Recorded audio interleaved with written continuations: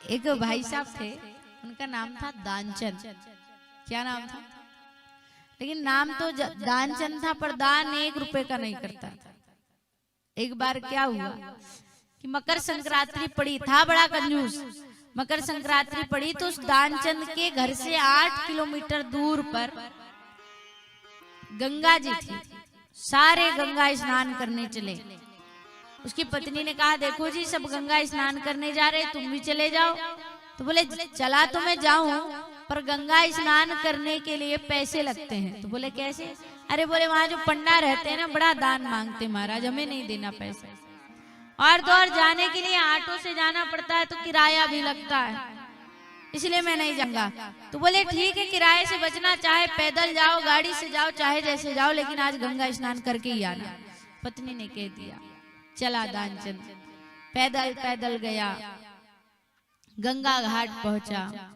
गंगा घाट जैसे ही पहुंचा तो देखा कि हर घाट में पंडा बैठे हैं, दान मांगने वाले। जो गंगा स्नान करने आता उससे दान मांगते। तो उसने सोचा, दान तो मैं करूंगा नहीं, भले ही नाम दानचंद है।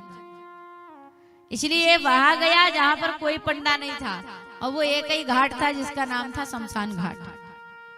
कोई बात नहीं, गंगा जी तो यहाँ भी यहीं स्नान कर लेंगे। शमशान घाट में जाकर के स्नान करा। जब डुबकी लगाने गया तो भगवान भी बैठे बैठे सोच रहे कि कंजूस तो हमने बहुत देखे, पर इसके जैसा कंजूस नहीं देखे, इसलिए आज दान लेने हम ही जाएंगे इसके पास। ये गंगा जी में स्नान करने के लिए गया, डुबकी लगा करके जैसे बाहर आया, भगवान सामने खड़े। यजमान की जय हो, यजमान की जय हो। पंडा बनकर चले गए भगवान। यजमान की जय हो, यजमान की जय हो। बोले कि महाराज, यहाँ तो शमशान घाट है, यहाँ पर भी पंडा, यहाँ पर कैसे आ गए? भगवान ने कहा, देखो हम बड़े संतोषी ब्राह्मण हैं, यहाँ पर आप जैसे यजमान आ जाते हैं कई बार, और वर्ष वर्ष भर का हमें भोजन पानी राशन देकर चले जाते हैं, इसलिए हम इस घाट को छोड़ के नहीं जाते। तो बोले, ये घाट में कोई आता भी है? तो बोले, हाँ आता है। कब आता है? जब किसी के घर कोई मरता है तब जाके शमशान घाट भरता है। तो बोले, उन्हीं से ले लेते।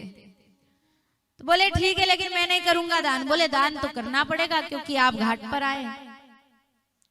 तो बोले, ठीक है, एक काम करो। इसने सोचा दानचंद ने कि मैं बड़ा दिमागदार हूँ। तो बोले, एक काम करो कि तुम एक धेला उधार लिख लो मेरा। भगवान से कह दिया। भगवान ने निकाली डायरी, डायरी में लिखा, दानचंद का 1 धेला उधार। बोले, दोगे कब? तो बोले, अब की बार आएंगे जब दे दे।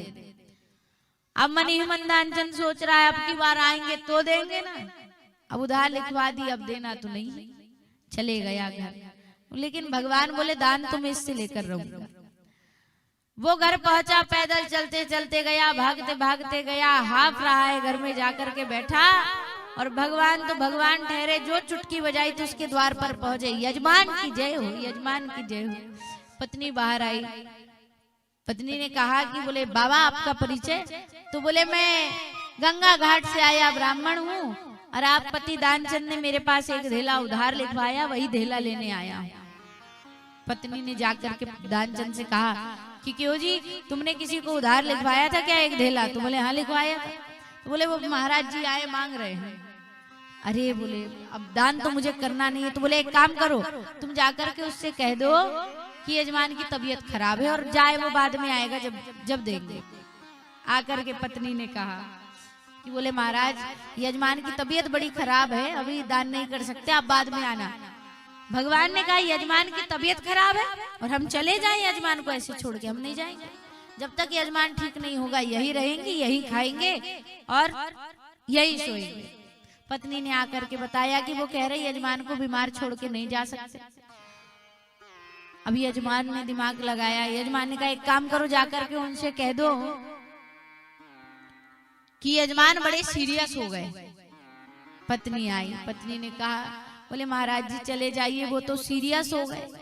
तो बोले, यजमान की स्थिति गंभीर है और हम छोड़ के चले जाएं?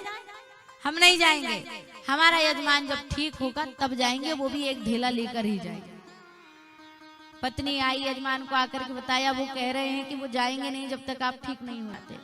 इसने फिर दिमाग लगाया। बोले, अभी थोड़ी देर रुक जा, थोड़ी देर बाद जाकर के कहना कि यजमान चल बसे। थोड़ी देर पत्नी रुकी, फिर कहा यजमान ने, बोले जाओ अब जाकर के कह दो कि अभी अभी यजमान चल बस। बेचारी आई, झूठा झूठा रोने का नाटक करे, यजमान अभी अभी चल बस, चले जाओ। अब भगवान बोले कि भगवान भी बड़े कौतुकी, भगवान जान रहे हैं कि ये झूठ कह रहा।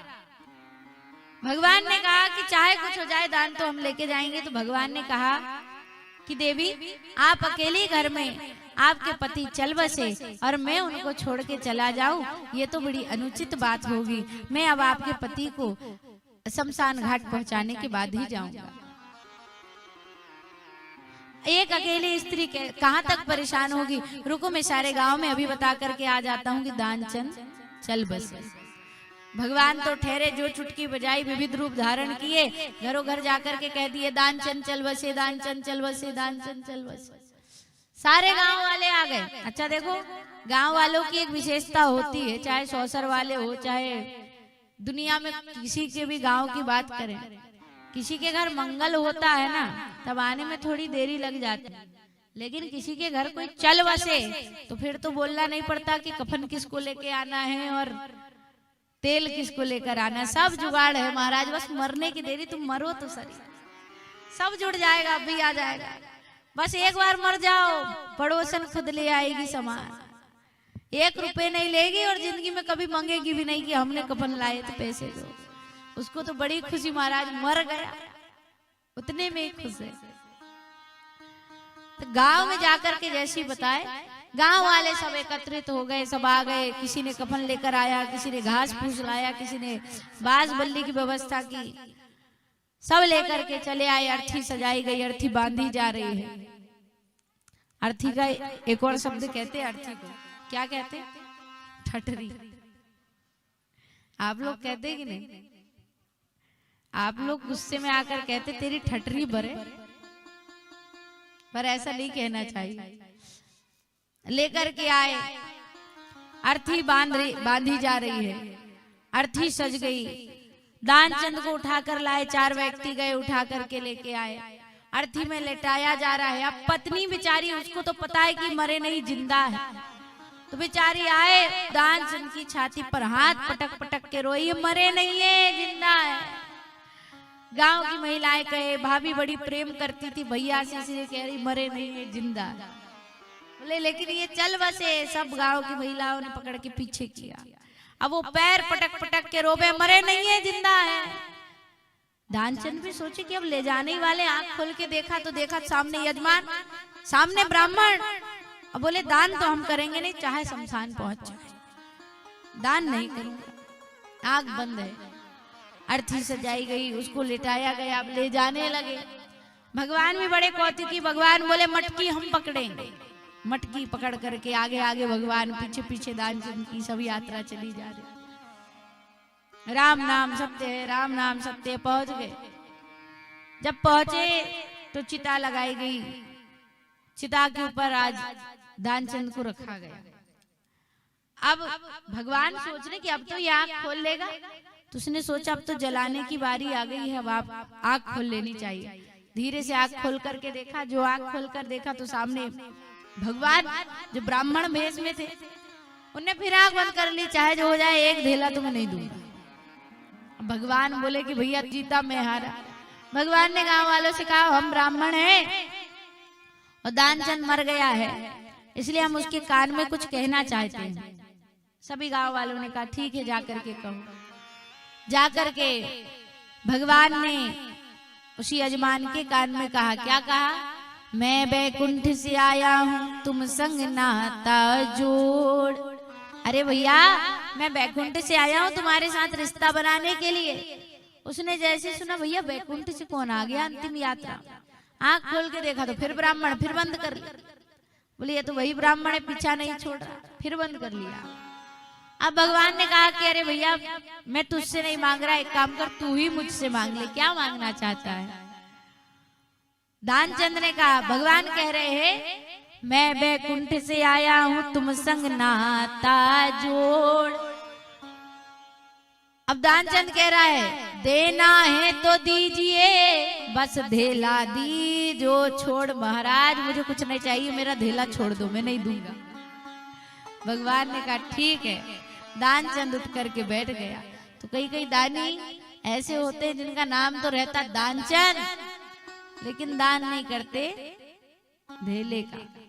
लेकिन आप लोग ऐसा नहीं करने वाले हैं। आप लोग तो मुझे पता है कि सब अंतिम दिन में सब ब्राह्मणों को एक एक तोला सोना दे के पैर पड़ने वाले हैं। अब देखो, मेरी नाक मत कटाना, मैंने महिलाओं के लिए इतनी अच्छी बात की, इसलिए हमने एक नहीं दो दो तीन तीन ब्राह्मण लेके आए हैं कि कम ना पड़े सोना, ना सोना कम पड़े ना ब्राह्मण कम पड़े। ऐसे दान करना चाहिए। दान करने से अकाल मृत्यु नहीं आती।